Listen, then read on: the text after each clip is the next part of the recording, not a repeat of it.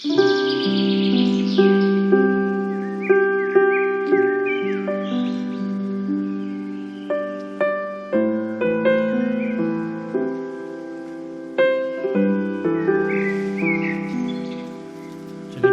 지신 그 십자가는 예수님의 그 육체의 완전한 멸망을 의미하는 자리입니다. 자신을 따르던 수많은 사람들의 모욕과 심지어 제자들까지도 배신하고 돌아서는 철저하게 홀로 그 모든 시간을 견디는 그런 참혹한 시간이었습니다. 호산나 호산나 주의 이름으로 오시는 이여 외치던 환호했던 그런 사람들이 예수님을 며칠 후에 십자가에 못 박으라고 목이 터져라고 외치는 그 잔혹한 모습을 우리가 성경을 통해서 보게 됩니다. 얼마 전까지만 하더라도 이스라엘의 영웅이었고 자신들을 구원할 메시아라고 외치던 그 사람들이 어떻게 일순간에 변해가지고 피투성이가 되어서 십자가를 지고 가는 주님 앞에서 앞다투어서 침을 뱉고 모욕을 주고 주먹질을 하고 어떻게 그렇게 사람이 변할 수 있을까 싶은데요. 사실은 여러분, 사람의 본성이라는 것이 우리가 드러나지 않았을 뿐이지 죄된 인간들은요, 멍석만 깔아주면 언제든지 그것이 튀어나와요. 이게 사람의 본 모습입니다. 3년 동안이나 모든 것을 다 버리고 예수님만 따라다녔던 그 제자들마저도 십자가 앞에서는 다 배신자가 될 수밖에 없었고 다 자기 길로 돌이켜서 도망가는, 뿔뿔이 흩어지는 그런 모습으로, 참 비참한 모습으로 우리 주님은 끝까지 홀로 십자가를 지실 수밖에 없었습니다. 만일에 기독교가 이 십자가로 끝이라고 한다고 하면은 더 이상 교회는 어떤 소망도 없을 것입니다. 이런 험악한 사람들의 배신감과 고함과 모욕으로 얼룩진 그런 사건, 그 참혹한 죽음, 이거 외에는 어떤 것도 우리가 소망을 둘 수가 없는 것입니다. 그러나 우리 주님은 사망 권세를 이기시고 무덤에서 살아나셨습니다.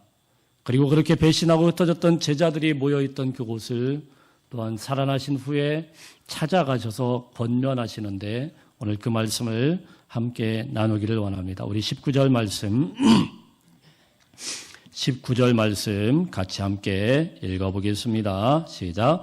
이날 곧 안식 후 첫날 저녁 때 제자들이 유대인들을 두려워하여 모인 곳에 문들을 닫았더니 예수께서 오사 가운데 서서 이르시되 너희에게 평강이 있을지어다. 아멘. 자, 이날 곧 안식 후 첫날 저녁 때 이렇게 말씀을 합니다. 사실 20장 말씀은 안식 후 첫날을 이야기를 하는데요. 20장 1절 말씀에 보면은 안식 후 첫날 일찍이라고 시작을 하고요. 19절에서 저녁 때, 그러니까 하루 동안에 있었던 그런 사건을 쭉 이야기를 하는 거예요. 그럼 그날 어떤 일이 있었을까요? 안식 후 첫날 일찍이 새벽에 우리 주님이 부활하셨습니다. 부활하셨고 세 여인들이 그 앞에 가서 그 무덤에서 시신이 없어진 것을 확인을 하고 그 후에 우리 주님께서는 다시 막달라 마리아에게 나타나셔가지고 이 마리아가 이것을 가지고 주님의 그 부활하심을 확인을 하고 나서 너무 기뻐서 제자들에게 막 달려가서 전하는 내용이 18절에 나오고 있어요. 아침에 우리 주님께서 일어나셨고 부활하셨고 그 소식을 막달라 마리아가 들었고 또 세 여인이 또 그 소식을 듣게 되었고 자, 이 소식이 막 퍼져나가고 있을 때 막달라 마리아는 이 기쁜 소식을 가지고 제자들에게 뛰어갔어요. 그리고 전했어요. 그래서 주님을 보았다. 또 주께서 자기에게 이렇게 말씀하셨다. 말씀하신 것을 가지고 제자들에게 가서 우리 주님을 내가 확실하게 보았다. 주님이 살아났다. 주님이 이런 말씀도 하셨다. 이러면서 구체적으로 제자들에게 조목조목 이야기를 했는데요. 오늘 19절 말씀을 읽어보면은 그 저녁 때, 그날 저녁 때 제자들의 모습은요, 유대인들을 두려워하여 모인 곳의 문들을 닫았다. 이렇게 말하고 있습니다. 모인 곳의 문들을 닫았다. 이렇게 이야기를 하고 있어요. 문이 하나가 아니고 여러 개가 있었던 것 같아요. 문이란 문은 다 걸어 잠그고 너무 두려워가지고 어느 한 구석에 지금 이 제자들이 옹기종기 모여가지고 그 두려움에 벌벌 떨고 있는 그런 모습을 상상을 하시면 되겠습니다.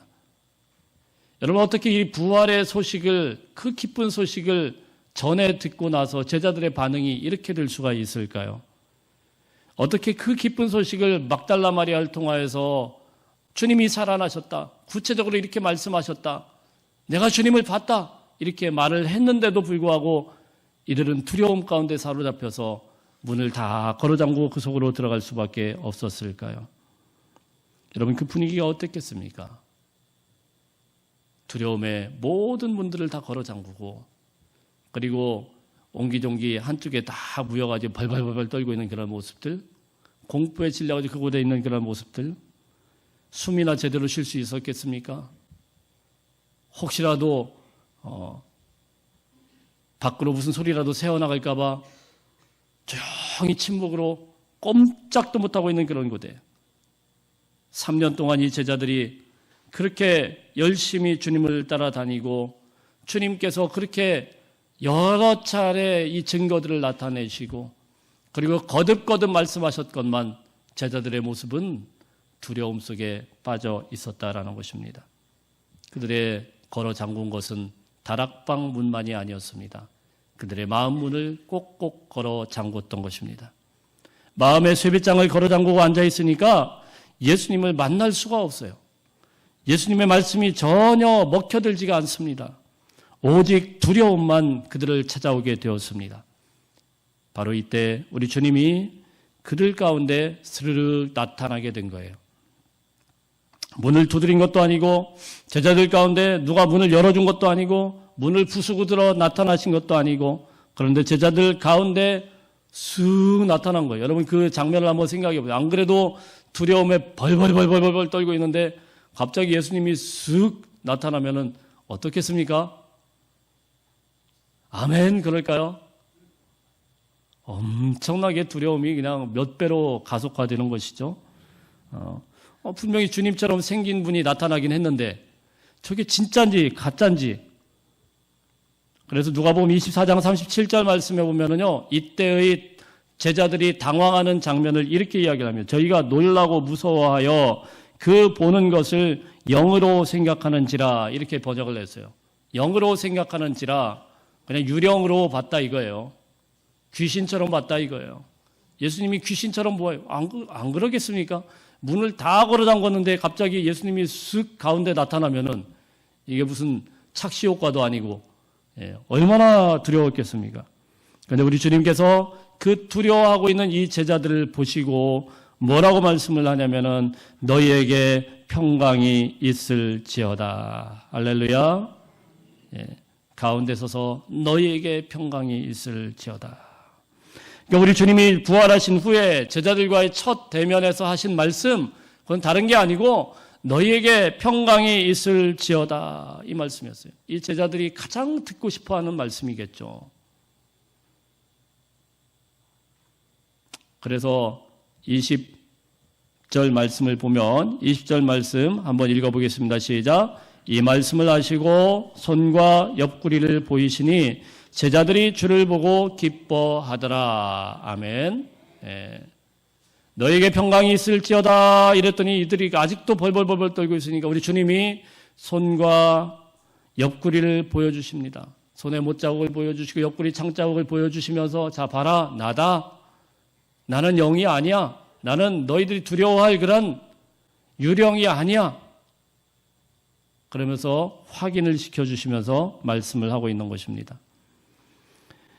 사랑하는 성도 여러분, 근데 사실요, 이 제자들이 그런 상황 가운데서 굉장히 안심하고 기뻐하고 있다라고 오늘 본문에 말씀을 하고 있지만은 기뻐함과 동시에 얼마나 당황이 되고 얼마나 또 볼 면목이 없었겠어요.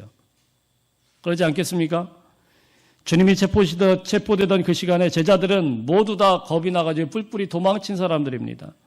십자가에 신음하며 돌아가시는 그 자리에서 마음껏 목 놓아 울지도 못하고 들킬까 봐 그냥 비겁하게 다 도망간 그런 제자들, 가냘픈 여인들과 이름 없는 제자들, 아리마대 사람 요셉과 니고데모가 장례를 치르는 그 현장에서도 이 제자들은 얼굴 한 번도 비추지를 않았습니다. 여러분 한번 보십시오. 이렇게 오합지졸의 제자들을 우리 주님이 다시 찾아오신 거예요. 이 배신자들을 책망하기 위해서 오신 것이 아닙니다. 구중하기 위해서 찾아오신 것이 아닙니다. 끝없는 용서를 안고 찾아오셨는데 두려움에 벌벌 떨고 있는 제자들, 불안에 신음하는 제자들, 공포에 시달리는 제자들을 향하여서 재차 우리 주님이 말씀을 하시는데 21절에 한번 21절 읽어보겠습니다. 시작. 예수께서 이르시되 너희에게 평강이 있을지어다. 아버지께서 나를 보내신 것 같이 나도 너희를 보내노라. 아멘. 너희에게 평강이 있을지어다. 반복해서 계속 평강이 있을지어다 말씀을 하고 있어요.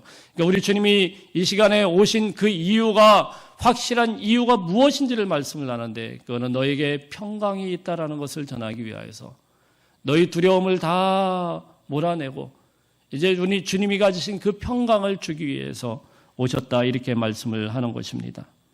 반복적으로 두려워하고 있는 이 제자들에게, 오합지졸인 제자들에게, 비겁한 제자들에게 평강이 있을지어다. 평강이 있을지어다. 평강의 축복은 그러므로 우리가 형식적인 위로도 아니고 단순한 인사로 그쳐서는 안 되고 부활을 체험한 우리가 누려야 할 축복이고 전해야 할 메시지인 것을 믿으시길 바랍니다. 그래서 26절 말씀에서도 계속 이들이 불안해하니까 26절 말씀에서 똑같이 말씀을 하십니다. 너희에게 평강이 있을지어다. 무려 3번이나 계속해서 평강이 있을지어다, 평강이 있을지어다 선포하고 있습니다.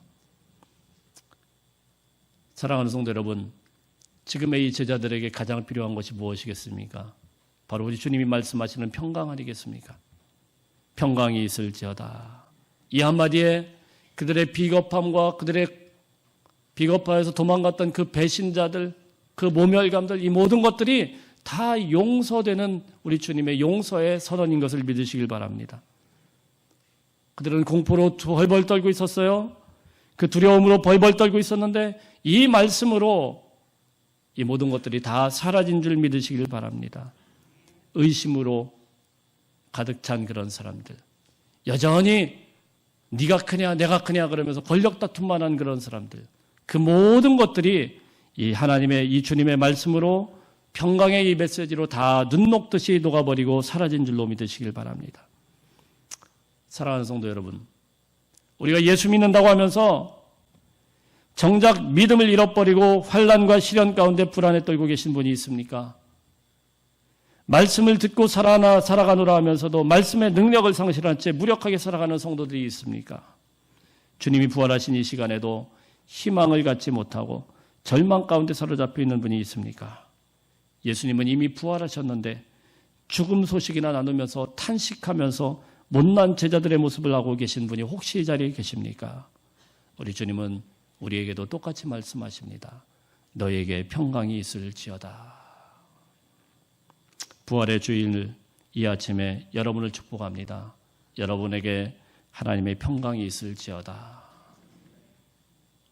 그런데요, 이 평강이 있을지어다 아무리 선포를 해도 이게 참 쉽지가 않아요.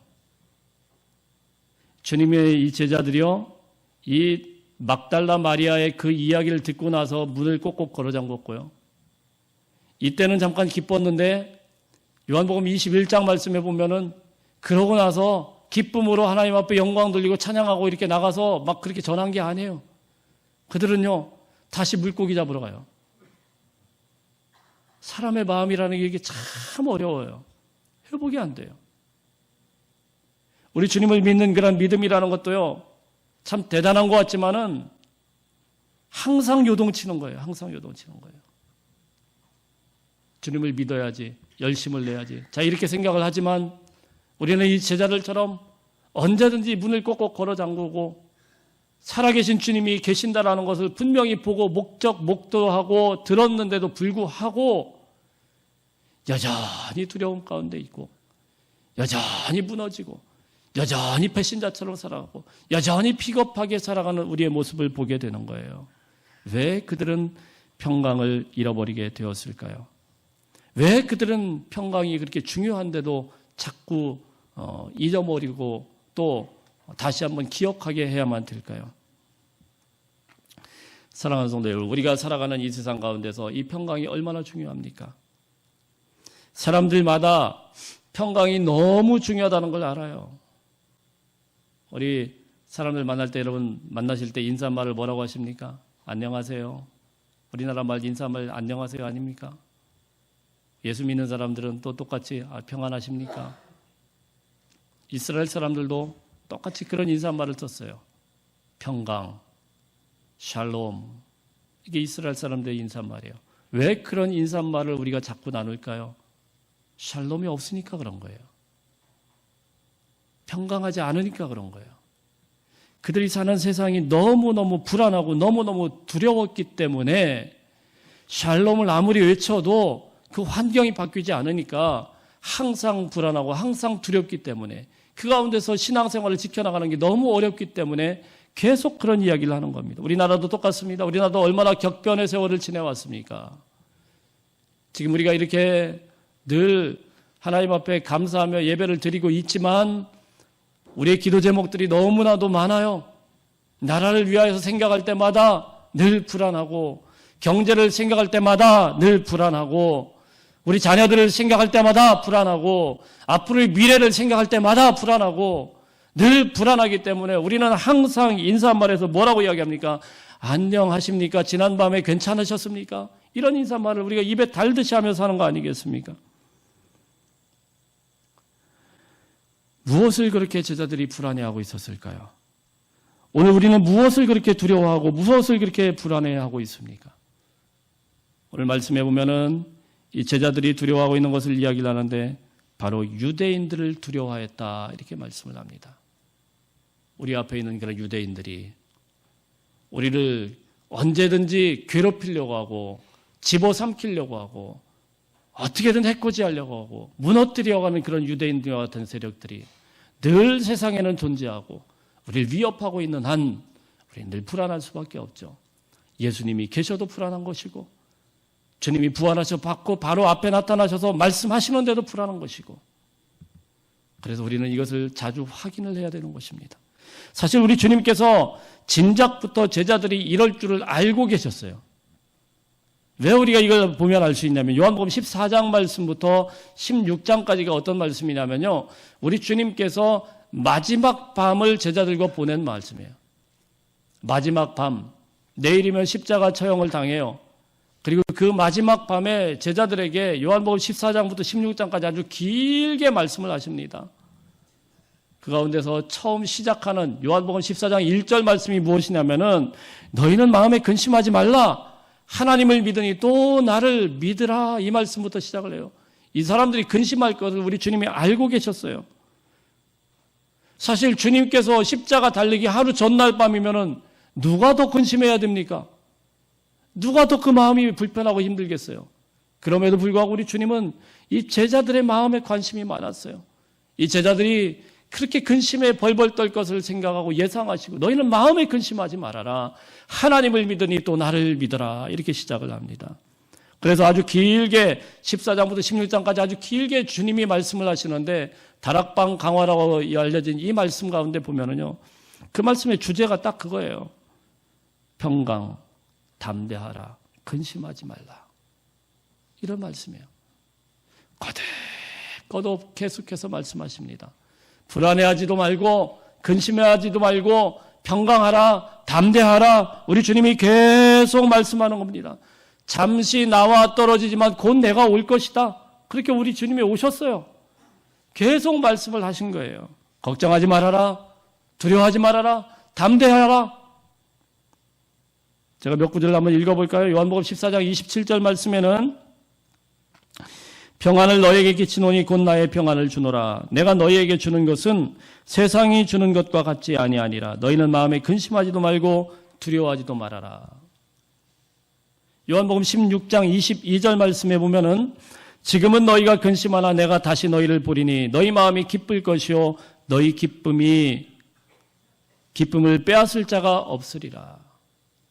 요한복음 16장 33절 말씀에 보면 이것을 너에게 이르는 것은 너희로 내 안에서 평안을 누리게 하려 함이라. 세상에서는 너희가 환난을 당하나 담대하라. 내가 세상을 이기었노라. 우리 주님은요, 주님이 십자가에 달리시기 하루 전날 밤에 온통 관심이 그들의 마음에 있었어요. 담대하라. 평안하라. 흔들리지 말아라. 걱정하지 말아라. 근심하지 말아라. 그러니까 우리 주님께서 미리 이럴 줄 알고 이렇게 벌벌 떨 줄 알고 예방주사를 한 방 놔준 거예요. 그렇다고 하면 이 주님의 말씀이 그렇게 많이 계속 반복돼서 말씀하셨다고 하면은 조금만 정신 차렸다고 하면 그 말씀이 떠올랐다고 하면은 이렇게까지 벌벌 떨 이유가 없잖아요. 이렇게까지 벌벌 떨면서 주님이 바로 앞에 있는데도 불구하고 걱정과 근심 가운데 한숨 쉬면서 그렇게 있을 이유가 없잖아요. 그런데 그들은 그 말씀들을 싹 잊어버렸습니다. 사랑하는 성도 여러분, 우리가 주님의 말씀을 잃어버리게 되면은요, 우리가 주님의 말씀을 붙들지 못하게 되면은요, 우리 마음속에서부터 불안함이 스멀 올라와요. 두려움이라는 것이 막 올라와요. 걱정거리가 막 올라와요. 그렇다고 하면 반대도 있습니다. 반대는 무엇일까요? 우리 마음속에서 두려움이 있고 걱정이 있고 의심이 있고 불안이 있고 자 이럴 때마다 우리가 가야 되는 붙들어야 되는 것이 무엇일까요? 주님의 말씀을 기억해야 돼요. 주님의 말씀을 붙들어야 돼요. 다른 거 붙들면 안 돼요. 이 제자들이요, 너무나도 확실하게 예수님을 보았어요. 지금 바로 앞에 예수님이 계셔요. 기적과 표적들을 엄청나게 많이 봤어요. 잘 알고 있어요. 죽은 자가 살아나는 것도 봤어요. 주님의 부활을 목격했어요. 그래도 안 돼요. 말씀이 무너지니까, 말씀을 잃어버리니까 그들에게 불안이 오는 거예요. 여러분, 그러므로 우리의 마음을 너무 믿지 마세요. 우리의 믿음을 너무 믿지 마세요. 우리가 믿어야 되는 건 주님의 말씀이에요. 하나님의 말씀을 떠올리고 하나님의 말씀이 믿어지든 안 믿어지든 그 말씀 붙들고 살아야 불안을 이길 수 있는 것이고 근심을 이길 수 있는 것이고 걱정을 이길 수 있는 거예요. 어려울 때마다 힘들 때마다 주님의 말씀을 기억하시길 바랍니다. 그래서 우리 주님이요 계속 얘기하는 거예요. 평안하라. 평강이 있으라. 계속 말씀하십니다. 아마도 이 제자들이 이 말씀을 들었을 때는 생각이 났을 거예요. 아, 그래. 며칠 전에 우리 주님이 그 말씀 하셨어. 바로 이때를 두고 말씀하신 것이구나. 생각이 났을 거예요. 근데 이게 오래 못 가요. 주일날 이 말씀을 들으면 아멘 이러는데 오래 못 가죠. 제자들도 똑같아요. 오래 못 가요. 그래서 이 말씀하고 바로 21장에 보면 어떻게 이 제자들이 이럴 수가 있을까 싶은데 며칠 후에 우리 주님이 다시 찾아갑니다. 갈릴리 바다로.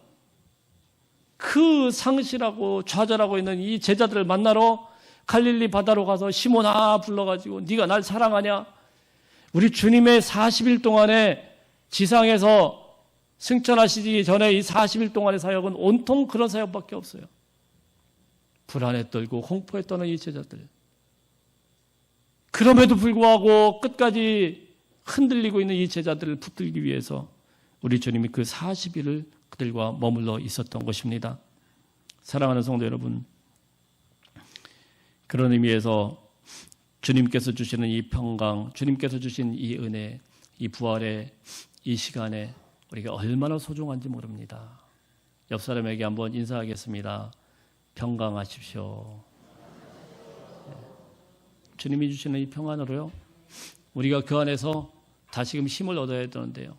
말로만 되는 게 아니고 주님의 말씀을 붙들어야 됩니다. 주님의 말씀을 꼭 붙드시고 살 수 있기를 축복합니다. 자, 두 번째로 우리 주님이 말씀하신 거는 21절 말씀입니다. 21절 다시 한번 읽어보겠습니다. 시작. 너희에게 21절 시작. 예수께서 또 이르시되 너희에게 평강이 있을지어다. 아버지께서 나를 보내신 것 같이 나도 너희를 보내노라. 지금 두려움에 꼭꼭 문을 걸어잠고 있는 제자들에게 아버지께서 예수님을 보내셨듯이 그의 제자들도 보낸다 이렇게 말씀을 하세요. 다 준비된 사람들이 아니에요. 두려움에 벌벌 떨고 있는 이 사람들, 비겁한 사람들, 어찌할 바 몰라가지고 사실 뭐 예수님의 눈이나 제대로 마주쳤겠습니까? 자기들이 지은 전과가 있는데 어떻게 예수님을 쳐다봐요? 저 같으면 못 쳐다봐요. 이렇게 있는 사람들에게 야, 아버지께서 나를 보냈듯이 너희도 가라 이러면은 이게 뭐 앞뒤가 안 맞죠? 어떻게 그들이 주님의 이 사명을 감당을 할 수 있겠습니까? 우리 주님이 너무 잘 아세요. 가라 그런다고 해서 우리가 가가지고 담대하게 주님의 복음을 잘 전하리라는 기대를 하지 않습니다. 그래서 우리 주님이 오늘 보면은 선물을 하나 주죠. 22절 보겠습니다. 22절 시작. 이 말씀을 하시고 그들을 향하사 숨을 내쉬며 이르시되 성령을 받으라. 할렐루야. 예. 숨을 내쉬며 가라사대 성령을 받으라. 그냥 평강을 이야기한 게 아니고 성령을 제자들에게 불어넣어 주셨습니다.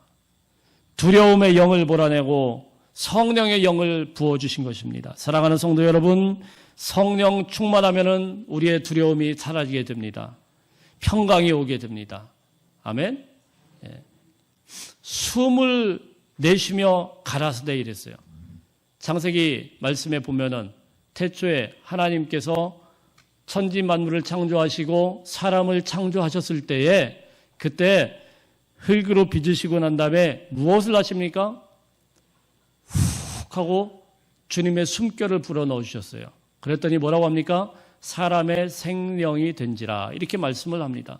사람의 호흡만 돌아온 것이 아니고 그 안에 주의 성령께서 주의 영께서 우리 안에 가득 넘치게 되었는데 타락한 이후에 우리가 그것을 다 잊어버렸어요.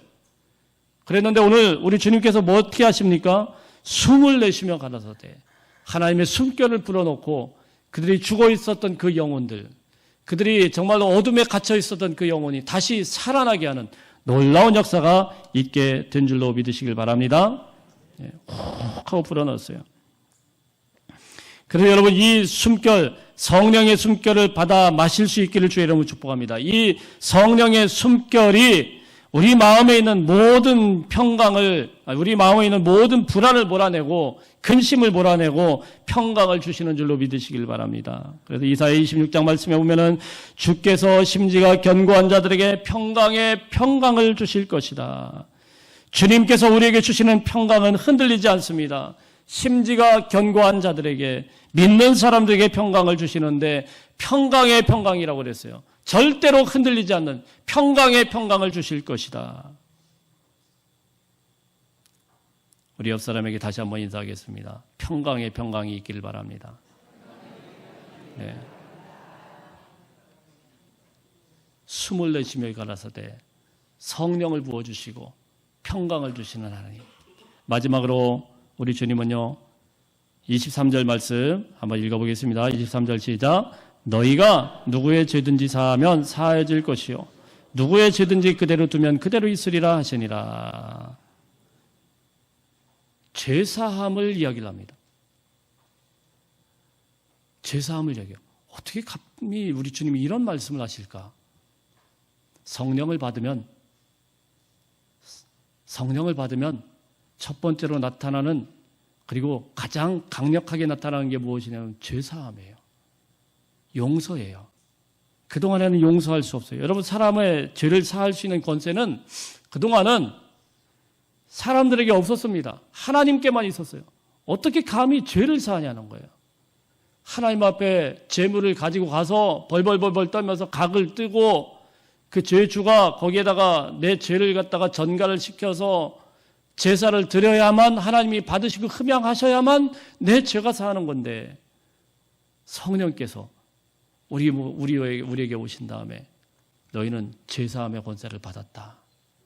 할렐루야. 죄사함의 권세를 받으신 줄 믿으시길 바랍니다.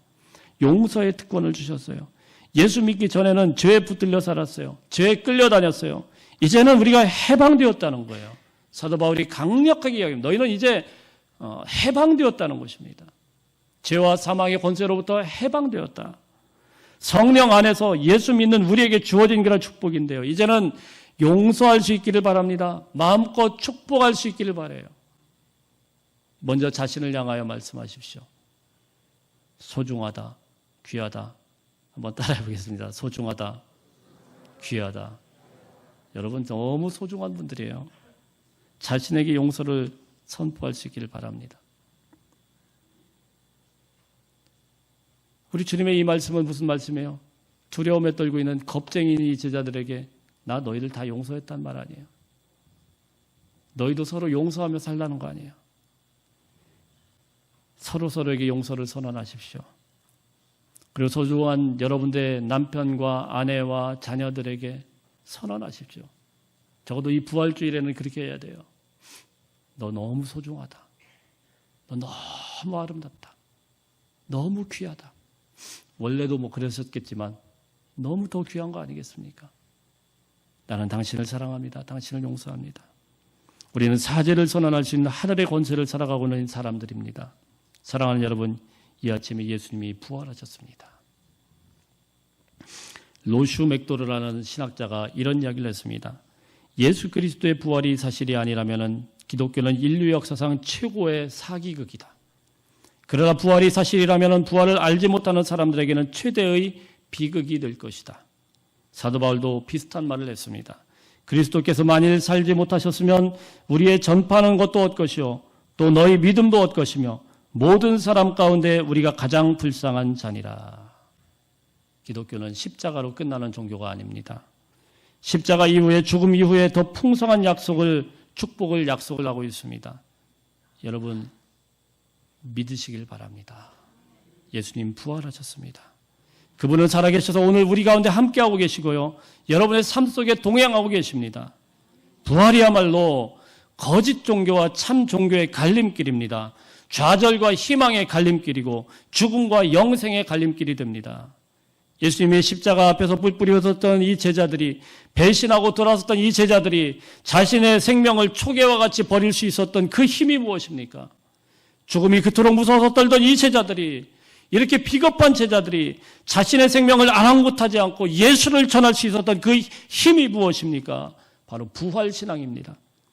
초대교회 역사에 의하면은 베드로는 로마에서 전도하다가 십자가에 거꾸로 못 박혀서 순교당했다고 하고요. 안드레는 헬라에 가서 전도하다가 아가야 성에서 X자의 십자가형에 완전히 온몸이 뒤틀린 채 순교했다는 그런 전설이 있습니다. 야고보는 예루살렘에서 헤롯의 칼에 목베임 당해서 죽고, 요한은 에베소에 가서 전도하다가 체포되어서 끓는 가마에다가 집어넣는데 신기하게도 끓는 가마에서 요한이 살아남았어요. 얘는 죽지 않는 것보다 그래서 반모섬으로 유배를 보냈습니다. 여러분 다른 제자들도 예외 없습니다. 모두 다 돌에 맞아 죽고 불에 타 죽고 칼에 찔려 죽고 목 잘려 죽고, 사도 바울도 목이 잘려서 거기서부터 3번 통통통 튀겼다고 해서 거기 새 분수 성당이라고 지금도 성지순례감이 있어요. 어떻게 이렇게 비겁한 제자들이, 어떻게 이렇게 문빗장을 걸어놓은 이 제자들이 어떻게 그렇게 자신의 목숨까지도 다 버리면서, 목숨까지도 초기와 같이 버리면서 주님을 증거하고 주님을 증거하는 이 부활의 증인으로 살아갈 수가 있었을까요? 무엇이 이들을 그 무섭게 변화시켰습니까? 바로 부활에 대한 확신, 부활하신 주님을 만나고 나서 그들은 완전히 다른 사람이 되었습니다. 초대교회 신앙은 곧 부활신앙이라고 말할 수 있습니다. 초대교회 사도들 설교는 곧 부활의 내용을 전하는 것이었습니다. 사도행전 3장 14절 말씀에 보면은 너희가 거룩하고 의로운 자를 부인하고 생명의 주를 죽였도다. 그러나 하나님께서 죽은 자 가운데서 다시 살리셨으니 우리가 이 일의 증인이로다. 이 겁쟁이 제자들이요, 예수님을 만나고 그 부활을 목격한 다음부터는 우리가 이 일의 증인이로다. 아무리 핍박을 하고 아무리 죽이려고 하더라도, 심지어는 그를 갖다가 없애려고, 기독교를 없애려고 얼마나 많은 황제가 괴롭혔습니까? 그럼에도 불구하고 그 많은 사람들이 끝까지 포기하지 않고 주님의 복음을 증거하기 시작했는데, 약 한 300년 정도 걸리고 로마가 두 손 두 발 다 들었어요. 313년에 선포를 했어요. 이제 기독교는 이교도가 아니고 로마에서 국교로 인정을 한 거예요. 놀랍지 않습니까? 사랑하는 성도 여러분, 우리 예수님께서 부활하셨습니다. 부활신앙으로 오늘도 이 땅을 향해서 나가기를 원하시는, 증인으로 살아가시기를 원하시는 우리 주님의 명령 따라서 끝까지 순종하며 부활의 외침을, 부활의 신앙을 외칠 수 있는 저와 여러분이 되시길 바랍니다. 부활의 이 아침에 여러분에게 우리 주님의 말씀처럼 평강이 넘치시기를 축복합니다. 기도하겠습니다.